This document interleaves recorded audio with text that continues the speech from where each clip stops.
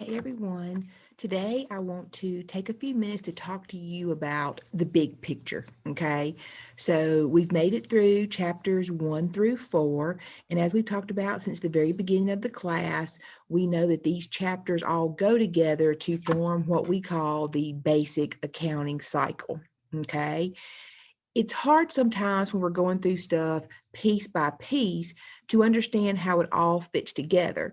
And so even though we've talked about this, I want to take time to do one video that kind of shows you everything.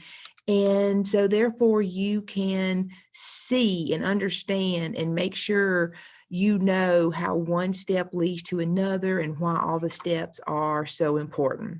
Okay, so share my screen with you.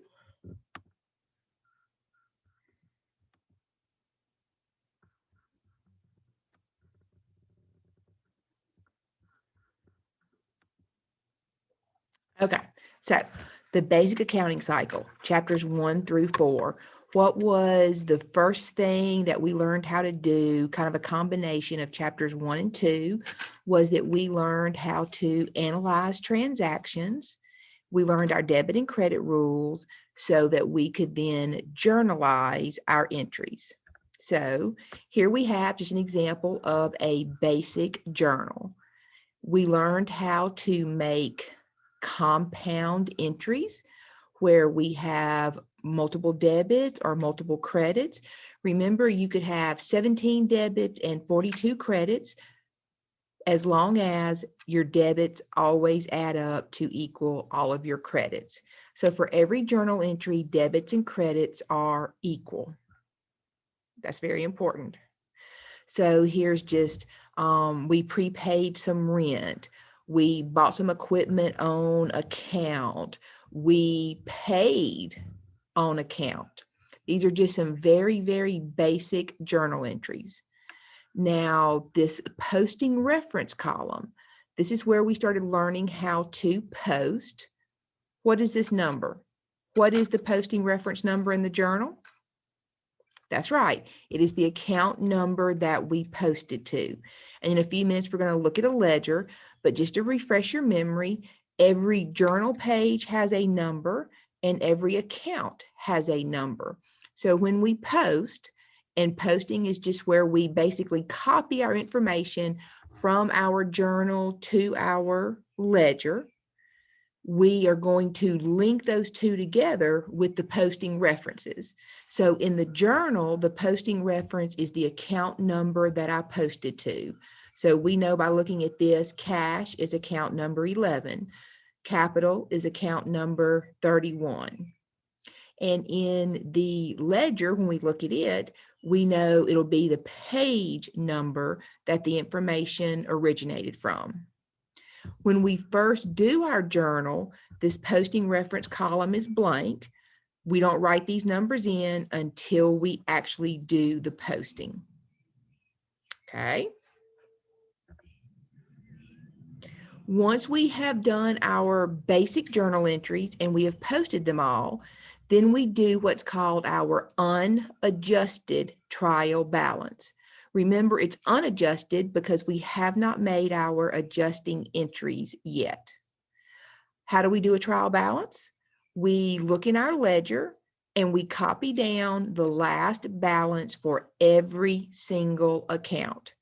The purpose of a trial balance is to make sure all of our debits equal all of our credits.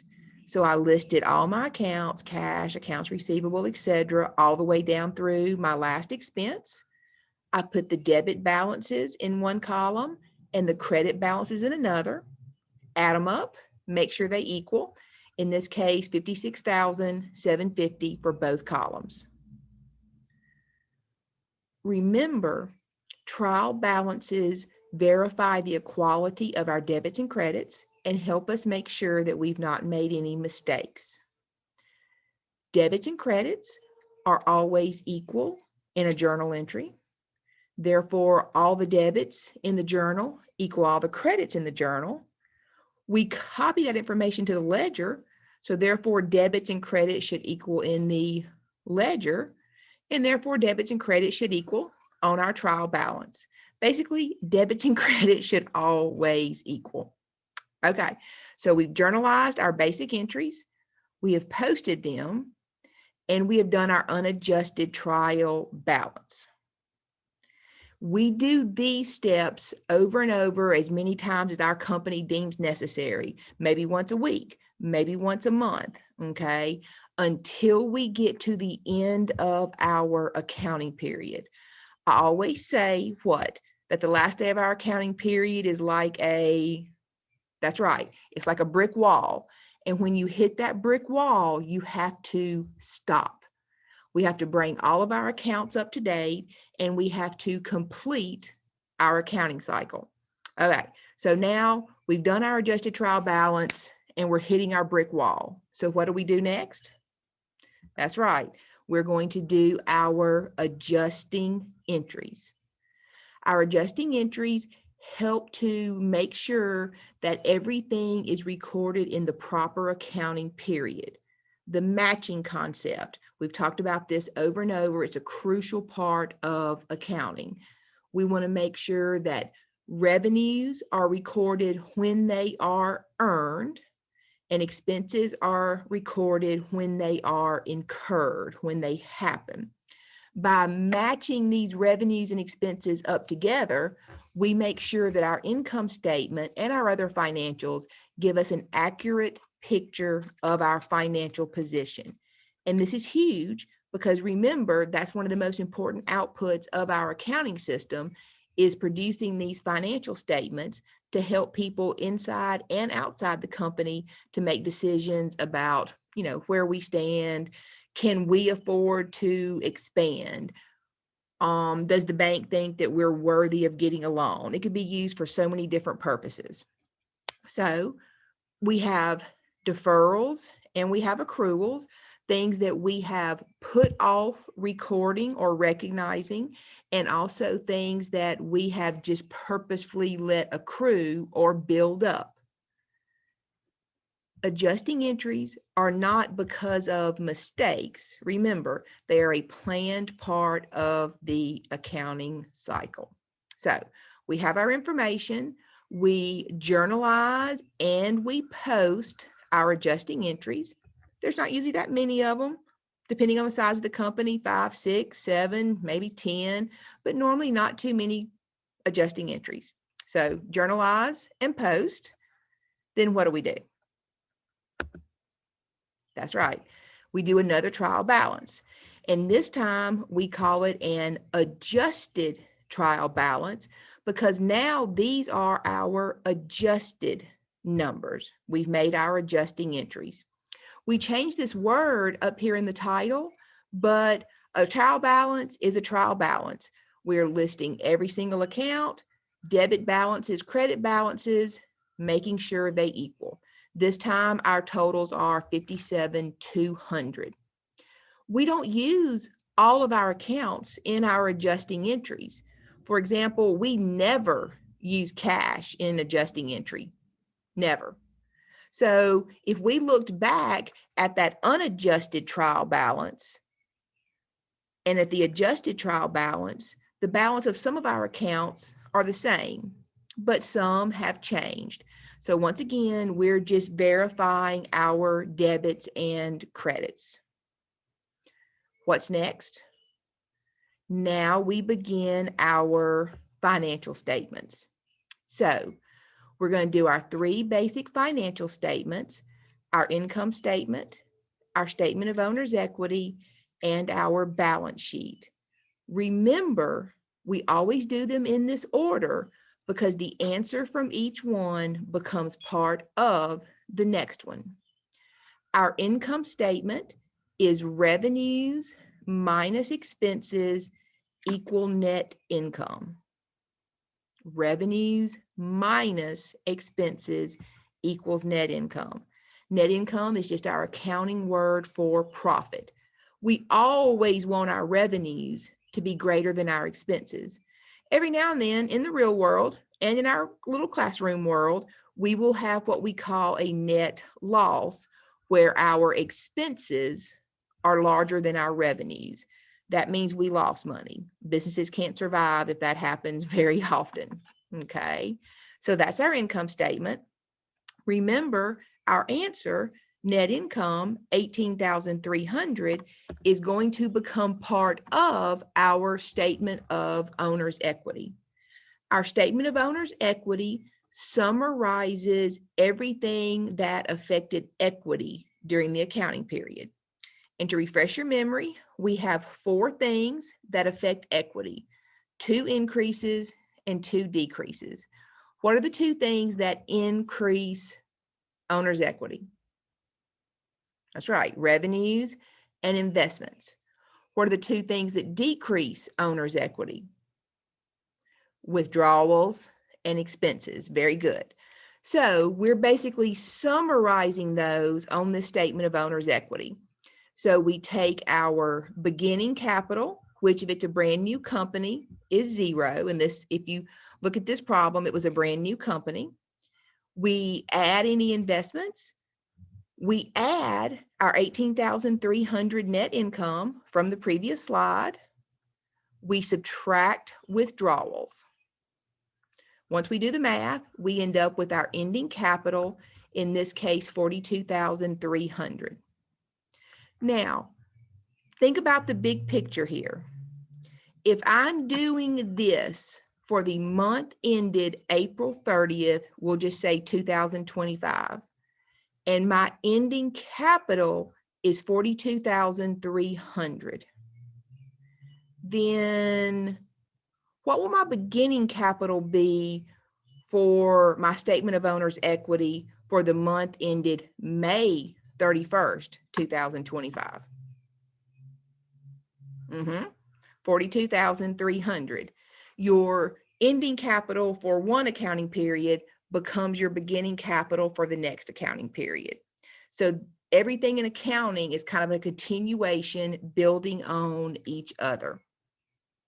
So that's our statement of owner's equity. What's our third financial statement? Our balance sheet. So our balance sheet is basically our accounting equation, assets equal liabilities plus equity. This is a classified balance sheet, which simply means we have our assets divided between current assets and property, plant, and equipment. And once we learn about some long-term liabilities, we'll have current liabilities and long-term liabilities. So it's still total assets equal total liabilities plus equity. We just kind of divide them up into categories. On our financial statements, we want to give as much detail as possible while still keeping it kind of streamlined. Because remember, people are using these to make decisions about our company. Well, when we're making decisions, the more information we have, the better.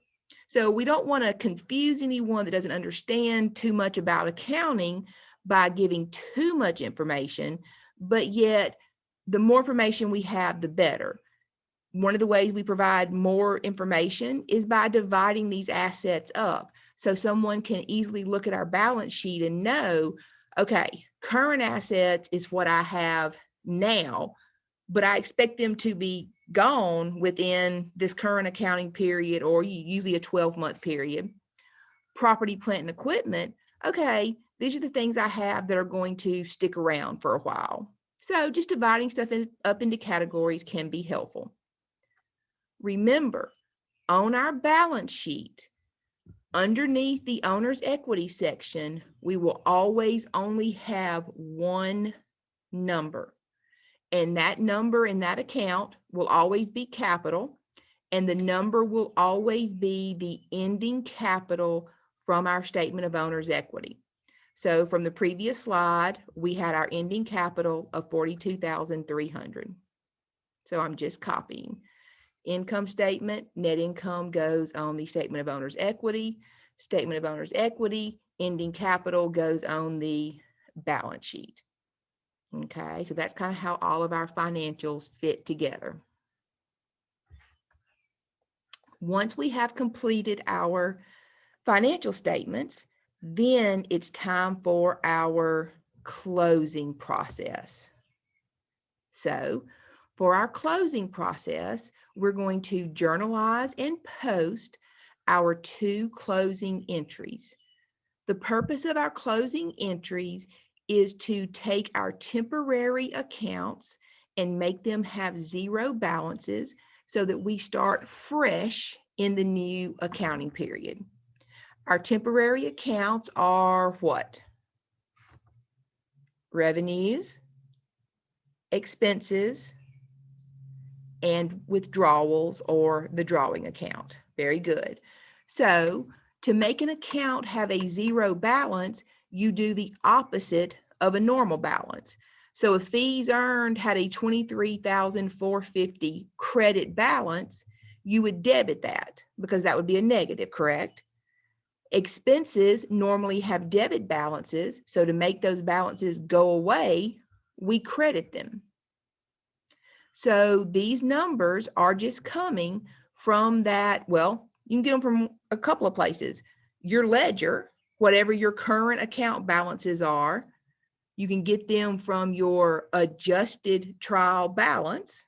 They'll be the same numbers there. Or you could get these from your income statement. It's going to be the same 3 numbers in all those places. Think about that for a second. That needs to make sense to you so that you see that all these numbers, all these numbers are going together. It's not like the closing entries are unrelated to the adjusted trial balance. Everything is related. So stop and think about that, okay? We only have 2 closing entries.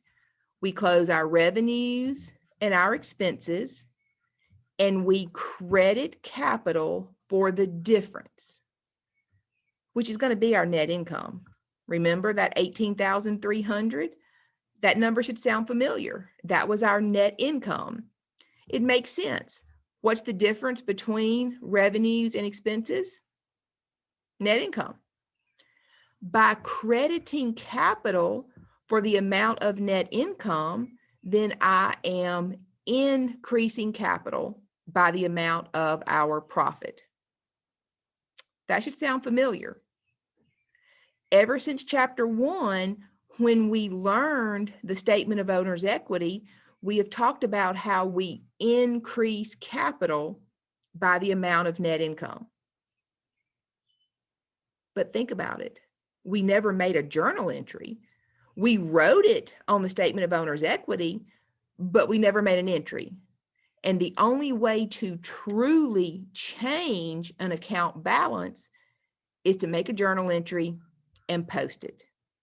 The things we write on financial statements, those are just reports. They don't really change anything. Now I'm actually making my statement of owner's equity come true, so to speak. I am increasing capital by the amount of net income. Our second closing entry, we are closing our drawing account. I debit capital and credit drawing by the amount of the owner's withdrawals for the accounting period, which in this case was $6,000. Once again, think about this. A debit to capital reduces it. So I am reducing the balance of capital by the amount of my withdrawals. Sound familiar? Yep. Statement of owner's equity. Beginning capital plus investments plus net income minus withdrawals. So I like to say in our closing entries, it's kind of where we make our statement of owner's equity come true. I think I just said that a minute ago too, but I'm just reinforcing it, okay? So now I've actually updated my capital balance. I've increased it by net income, 18,300, and I have reduced it by the amount of withdrawals. My revenues, my expenses, and my drawing account now have 0 balances. So when I start fresh with a new accounting period, and then I do my steps and I get to the time where it's making my financial statements, I know that my financial statements are showing my information just for this accounting period, particularly my income statement. Okay, because we want to know how much profit we earned this accounting period, not how much profit I earned over the past 10 accounting periods. I can't really make good decisions based on old information. So that's why we close these accounts, so that we're always using the most updated numbers based on our profit for this accounting period. Once I journalize and post these, I do my third and final trial balance. This is called a post-closing trial balance.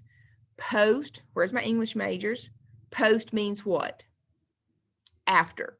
So after closing trial balance, we did the unadjusted, then we did the adjusted, and now we're doing the post-closing. But every trial balance is the same steps. We list out all of our accounts, debit balances, credit balances, make sure the balance is equal. But notice on the post-closing trial balance, I've got my assets, I've got my liabilities, and I have capital. Where are my revenues? My expenses? Where's the drawing account? That's right. They have zero balances. I closed those accounts and made them have zero balances. And if something has a zero balance, it's not going to affect our total, so we don't have to write it. So the post-closing trial balance is going to be shorter. It's going to have fewer accounts simply because all of our temporary accounts now have zero balances. Now, we're ready to start our new accounting period. These numbers on our post-closing trial balance at April 30th, 2025, these will be our beginning balances for May the 1st. That's right. Now, let's look at our ledger. We've been talking about our ledger. We know that we journalized and posted our everyday entries. We journalized and posted our adjusting entries. Notice in some of these accounts in the item column, I have adjusting for some entries. That's because those were adjusting entries. Look over here in cash. The item column is always blank because for normal everyday entries, we just leave it blank. We don't use cash in adjusting entries or closing entries. So some accounts you'll see that and some you won't. Now in this one, this was our fees earned account. It had an adjusting entry and it had a closing entry. It has a zero balance now. Salary expense has a zero balance. Liability, capital, they still have balances because they're permanent accounts. Drawing, zero. All of our expenses, zero balances. Y'all, the fact that you're still here and you're still working and you watch this video, you got this. Keep putting in the time, keep putting in the effort, keep using your resources, okay? You can do this. I'm proud of you. I'm proud of you for making it this far. Let me know any questions that you have, okay? So what are we going to do from now on if we finish the accounting cycle? Well, no, we can't take a vacation for the rest of the chapters. We're going to be going back and we're going to be adding details, a little more information, but that was our basic accounting cycle. Hang in there. You got this. Let me know if you have any questions. Thanks for watching.